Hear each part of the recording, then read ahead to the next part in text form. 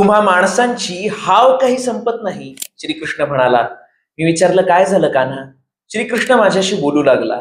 म्हणाला, अमुक तमुक गोष्ट मिळाली नाही म्हणून एक व्यक्ती फार दुःखी झाली. जिथे जातोय तिथे हेच दिसतंय. मी म्हणालो, हवं ते मिळालं नाही तर दुःख होणारच ना, मनुष्य स्वभाव आहे तो. श्रीकृष्ण म्हणाला, ठीक आहे, पण रजोगुणाचं प्रमाण जरा जास्तच वाढलंय. मी म्हटलं, कसलं प्रमाण वाढलंय? रजोगुण म्हणजे काय?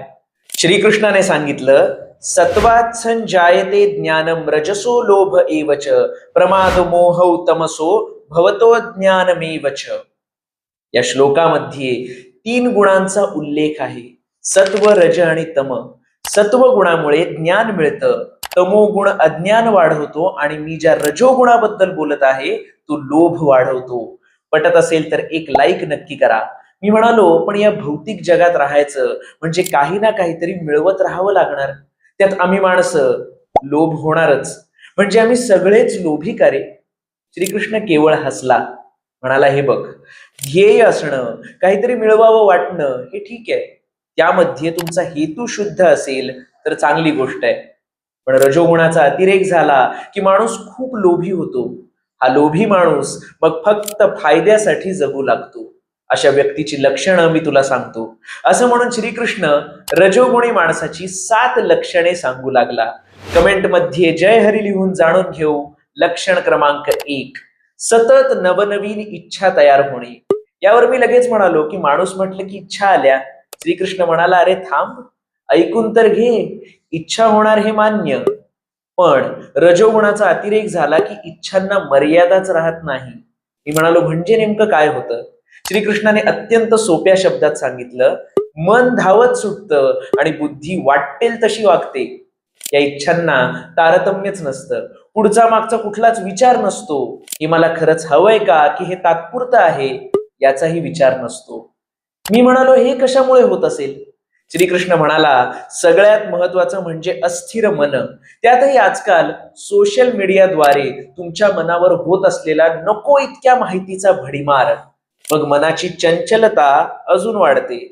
माऊलींनी म्हटलंय ना, म्हणून अयुक्तपण मनाचे तेची सर्वस्व दुःखाचे. मनाचा चंचलपणा हे दुःखाचं मूळ आहे.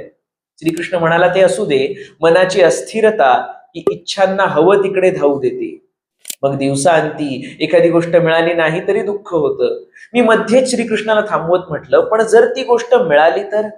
श्रीकृष्ण हसून म्हणाला, हवी ती गोष्ट मिळाली तरी दुःख होतं. मी म्हणालो, असं का?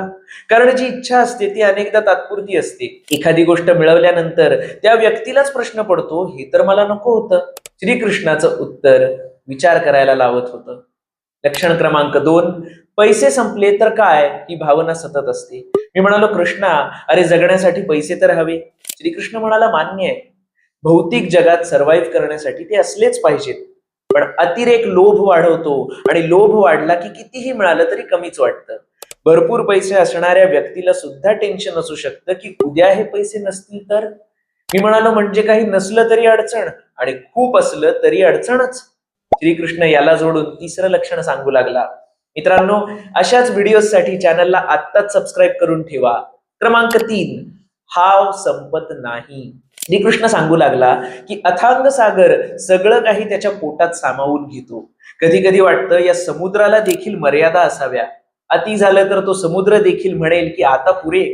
पण रजोगुणी माणसाची हाव कधीच संपत नाही. मी म्हणालो, हा म्हणजे अजून थोडं मिळत असेल तर कोणाला नकोय? श्रीकृष्ण म्हणाला, मग मिळालं नाही तर दुःख होणार. मी म्हणालो, पण मी करतोय ना ते सगळं, मला जमतंय ना. श्रीकृष्ण बारीकसा हसत हाच मुद्दा पकडत पुढचं लक्षण सांगू लागला. क्रमांक 4, मी केलं असं म्हणत राहतो. श्रीकृष्ण म्हणाला, मगाशी तू म्हणालास ते बरोबर आहे, तुला जमतंय, तू करतोय.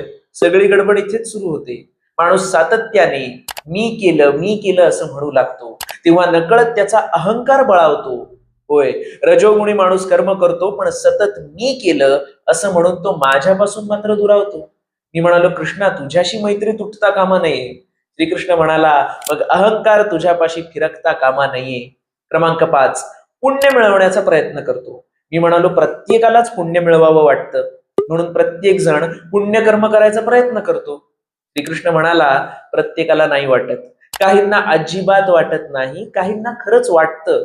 काही जणांना मात्र लोकांना दाखवण्यासाठी ते पुण्यकर्म करायचं असतं.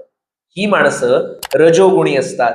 अर्थात भरपूर दान करतात, भरपूर यज्ञ करतात, हे सगळं मी केलं असं सतत सांगत राहतात. माझ्याकडे यावर काहीच उत्तर नव्हतं. क्रमांक 6, पुढे काय याची सतत चिंता करतो. मी म्हणालो की भविष्याची चिंता असतेच ना. श्रीकृष्ण सांगू लागला, मित्रा, ताण अर्थात स्ट्रेसचे 2 प्रकार असतात. एक स्ट्रेस जो तुम्हाला कार्यरत ठेवण्यासाठी गरजेचा असतो, पण त्याचा दुसरा प्रकार म्हणजे त्याच स्ट्रेसचा अतिरेक जेव्हा होतो तेव्हा तुम्ही निराशेच्या गर्तेत जाता. चिंतेचं पण तसंच आहे. एका लिमिट पर्यंत चिंता गरजेची असते, जी भविष्य घडवते, पण सातत्याने भविष्याचीच चिंता ही त्याच भविष्याचं मातेरं करू शकते. या चिंतेचा अतिरेक झाल्यावर आजचा क्षण वाया जातो. मी म्हणालो, समर्थ रामदास स्वामी यांनी देखील मूर्ख लक्षणांमध्ये असं सांगितलंय की सतत चिंता करतो तोही एक मूर्ख. मित्रांनो, समर्थ रामदास स्वामी यांनी सांगितलेली मूर्ख लक्षणे सांगणारा व्हिडिओ देखील आपल्या चॅनलवर उपलब्ध आहे, नक्की बघा. वेस्टर्न फिलॉसॉफी अर्थात पाश्चिमात्य ज्ञान आपल्याला आजकाल हेच सांगतं की स्ट्रेस घेऊ नका, म्हणजेच चिंता करू नका. हे तर आपल्या रामदास स्वामींनी आपल्याच मातीत कित्येक वर्षांपूर्वी सांगितलंय. संत तुकाराम महाराजांनी सुद्धा मन करा रे प्रसन्न असंच म्हटलंय. असो, जे जे उत्तम आहे ते ते आपण घ्यावं. क्रमांक 7, कर्माचं कधी कधी कडू फळ मिळवतो. मी म्हणालो, कडू फळ म्हणजे? श्रीकृष्ण म्हणाला, याचा संबंध पहिल्या लक्षणाशी आहे. पहिल्या लक्षणामध्ये आपण म्हटलं की रजोगुणी व्यक्तीमध्ये नवनवीन इच्छा निर्माण होतात. या इच्छा हळूहळू लोभाकडे झुकतात. कधी ही इच्छा पूर्ण होते तर कधी पूर्ण होत नाही. पूर्ण झाली नाही तर त्रास होतो, म्हणजेच याचं फळ कडू मिळू शकतं. मी म्हणालो, इच्छा पूर्ण नाही झाली की त्रास होतोच रे देवा, करायचं तरी काय? श्रीकृष्ण म्हणाला, मान्य आहे, पण अतिरेक वाईट आहे, कारण त्रास तुम्हा माणसांनाच आहे. मी फक्त सांगायचं काम करतो, ऐकायचं की नाही हे तुम्ही माणसं ठरवता. श्रीकृष्ण पुढे बोलू लागला, सुरुवातीला म्हणालो तसंच पुन्हा म्हणेन, काहीतरी मिळवावं वाटणं ठीक, ध्येय असण्यात काही गैर नाही, पण हे मिळवताना हेतू शुद्ध असावा, हाव नसावी, लोभावर नियंत्रण हवं. मी विचारलं, ते कसं मिळवायचं? श्रीकृष्ण म्हणाला, त्यासाठी मनावर नियंत्रण हवं. मी विचारलं, आता ते कसं मिळवायचं? श्रीकृष्ण म्हणाला, विचार कर, मनाशी मैत्री कशी करायची याविषयी आपण बोललोय. मित्रांनो, हे जाणून घेण्यासाठी वरुण भागवत या चॅनलवरील मनावर नियंत्रण कसे ठेवावे हा व्हिडिओ नक्की बघा. याच चॅनलवरील स्थितप्रज्ञ माणसाची 7 लक्षणे हा व्हिडिओ सुद्धा बघा. काही जणांना वाटेल की मी भगवंताचा उल्लेख अहो भगवान श्रीकृष्ण असा करण्याऐवजी अरे श्रीकृष्णा असा का करतोय? त्याचं कारण आहे, मला वाटतं अहो जाहो केल्याने थोडं अंतर वाढतं, पण भगवंत तर आपल्या खूप जवळच आहे. संतांनी सुद्धा भगवंताचा उल्लेख सखा पांडुरंग असाच केलाय, बरोबर ना? तर अपयश आल्यावर काय करावे हे जाणून घेण्यासाठी इथे क्लिक करा. त्याचबरोबर मनावर नियंत्रण कसे ठेवावे हा व्हिडिओ पाहण्यासाठी इथे क्लिक करा. रामकृष्ण हरी.